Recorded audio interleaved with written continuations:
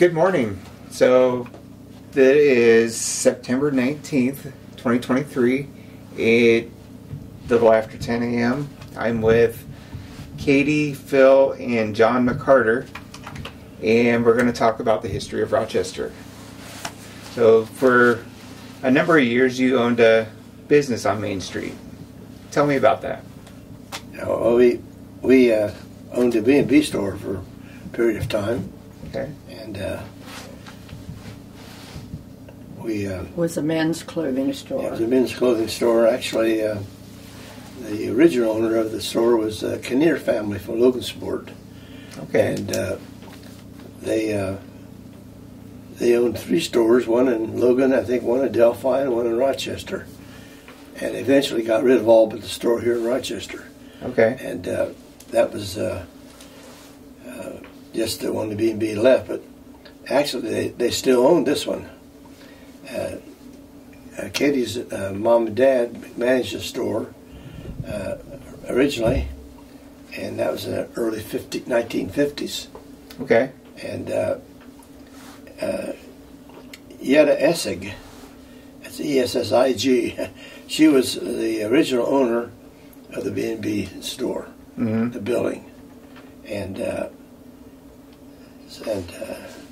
the one next to it. And right next to it, which was called what?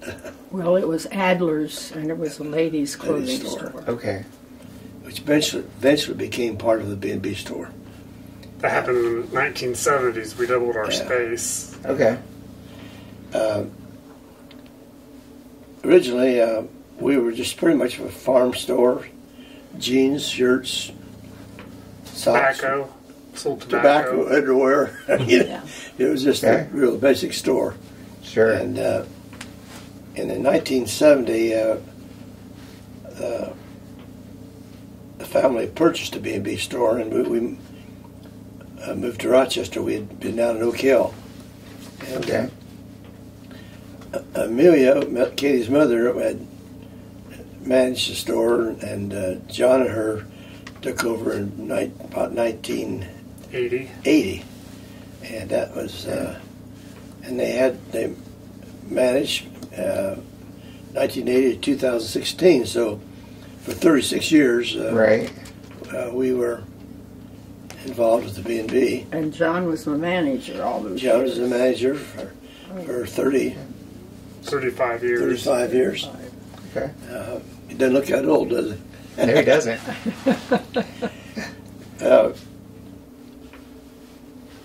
It started out being more like a jean and shirt and tobacco, and then in the 70s when we doubled our space, went into the more of the dress clothing business, suits, sport coats, dress shirts, dress pants, and then in the 90s we started renting tuxedos. Okay. So I bought we got our tuxedo for my wedding 20 years ago. Really? Yeah. Good. That was kind of a fun business. I think we pretty much enjoyed it most of the time. Mm-hmm. When they fit. We have had a number of employees. I might mention some of our employees that were in the store for years. The lady who worked for our store over 20 years was Margaret Bryant, and she was really a loyal worker. Ann Brucker, Lois Bowers, Nancy Murphy did all the rations for us. Hickey Dalton, Pat Thompson, Nellie Level, Mabel Reigner. They were Ruth Lowe. They were clerks in our store, not all at the same time, but and we also used high school seniors after they got out of school. Okay. They would work in there, and that was another service that we provided. But so I don't know what else you want to know about the store, but that. Okay. So it was a clothing store when you bought it, then. I know that Rochester had a number of clothing stores That's up right. and down Main Street. Yeah, there was the Racket and Dave Dameron. We had 3 men's stores at one time. In Well, fact, Eddie Wilson had it before. Ed Wilson had it before. Before Dan and Then Dave. the Racket became Wayne's Fashions.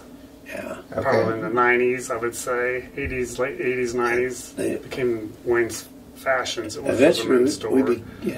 Okay. Then across the Which building was that? I'm trying to Yeah. recall that in my memory. That's down near in the 800 block. Okay. Our address was 814 Main Street. Okay. That'd be the 700 block then, wouldn't it? Yeah. Yeah, 700 okay. block. Well, yeah. Is that on the east or the west side of Main It'd Street? be on the west. The west. Okay. And we also had then like 2 or 3 shoe stores. Truett Shoe Store, Lehman's Shoe Store. Mm-hmm. So I see online, there's Facebook groups, people have talked about the X-ray machine where you stuck your toes into to see how the shoes fit your feet, and people complain that mom and dad would say, "Oh, that'll wait another year. You still have lots of room." Well, it only showed the bone; it didn't show the tissue, and so some people said they got some foot problems because of the. The B&B was picked as the business of the year, and that was in spring of 2015. Okay. And we That was why. that was the year we were closing. that's been the year that we were closing. So we'd actually been in business over 65 years. Okay. And family owned by 45 years. But it was a B&B store had been there. But we had, as a family, owned it for 45.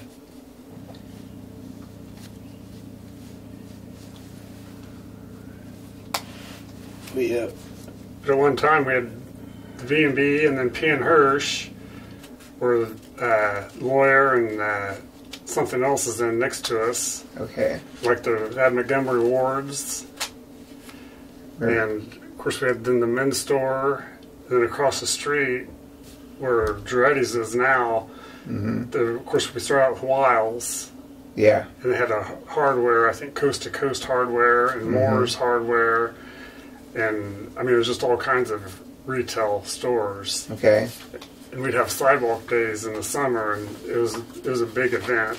Sure. A lot of people would come down, and Right. we had so many retail spots, Mm-hmm. Baxter Drugs. So Yeah.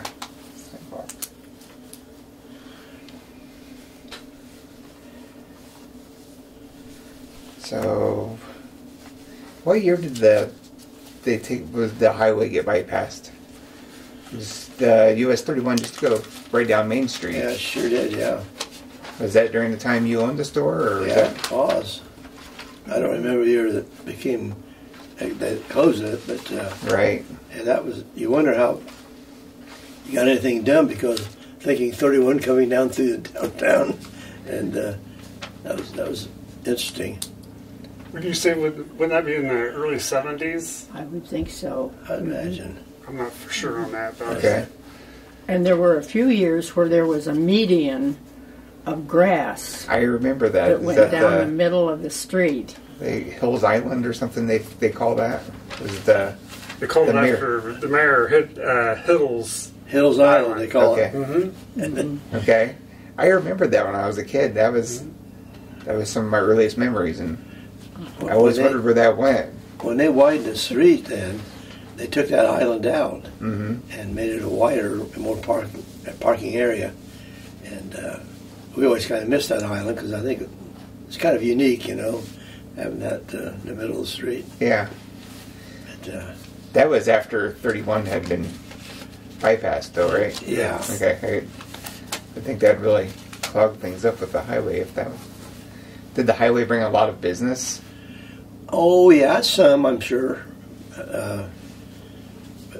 Didn't notice a drastic decline. I would say it helped restaurants and things more than gas stations. It did our clothing store, but it didn't hurt us any.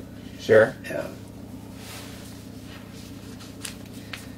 Do you remember when there were shops? I'm not sure. But you said that you originally from Oak Hill. Yeah. Did you grow up here too, Katie? Did you go here? I grew up in Rochester. Rochester?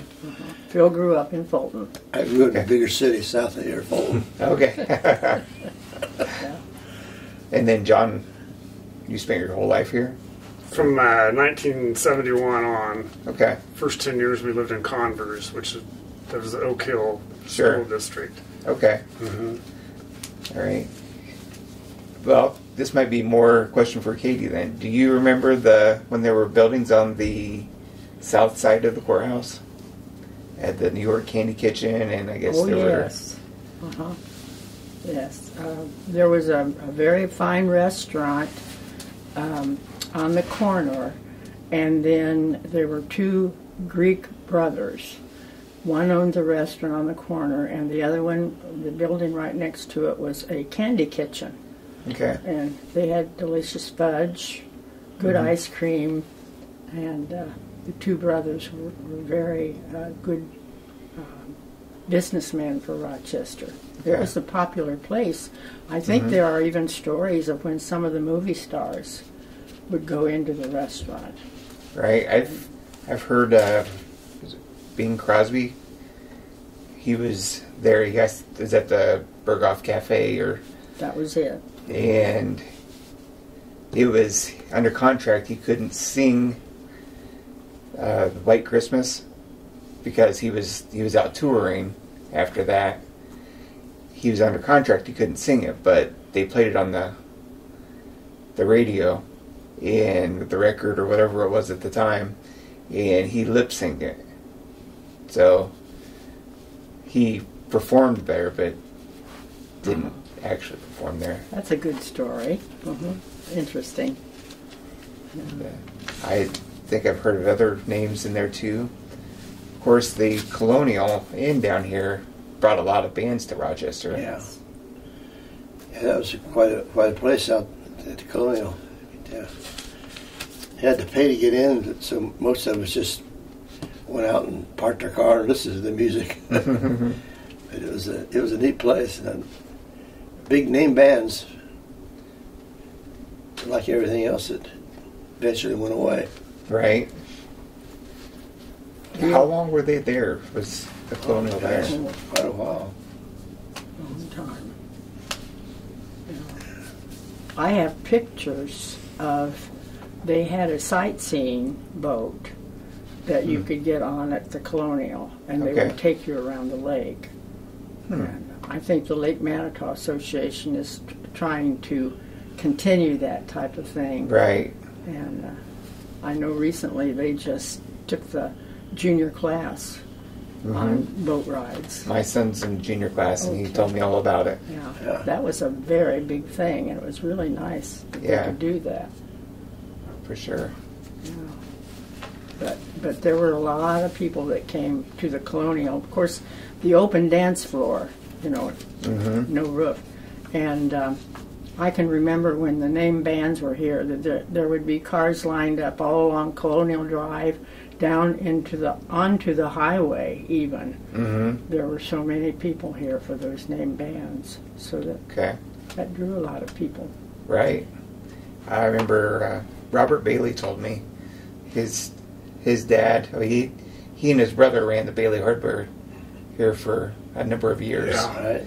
And he told me his mom was from Louisville, and she met her husband, Robert's dad, at the Colonial. She came up for the bands at the Colonial. And I think Robert said his dad was working construction at the time, or however, but they met there, and of course his house still, to this day, I think it's the family home, is right there. He said Saturday nights he'd lay in bed when he hadn't snuck out to go see the bands. He would lay in his bed and listen to the bands when he fell asleep.